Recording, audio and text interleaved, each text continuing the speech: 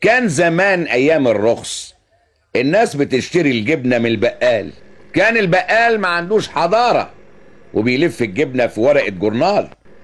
سيد افندي ياكل الجبنة ويقرا الورقة اللي كانت فيها الجبنة. بعد سيد افندي ما كل جبنة بقى مثقف.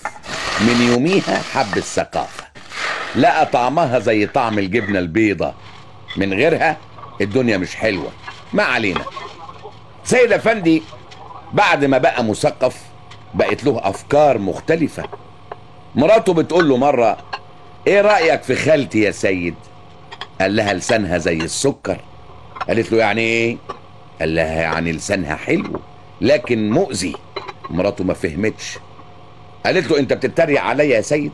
قال لها: عيب انا اتريق عليكي، انت معلوماتك ناقصة. السكر حلو ولا مش حلو؟ قالت له: حلو. قال لها: تعرفي انه مؤذي ولا مش مؤذي؟ قالت له: السكر مؤذي في ايه؟ قال لها: ايوه، ده سؤال وجيه. اول مرة تسأليني سؤال وجيه من ساعة ما اتجوزنا من 40 سنة. يا سلام، 40 سنة متجوزين، مش حاجة عجيبة دي؟ مش حاجة ما حصلتش دي؟ قالت له: عجيبة في ايه يا سيد؟ ايه اللي عجيب في الجواز؟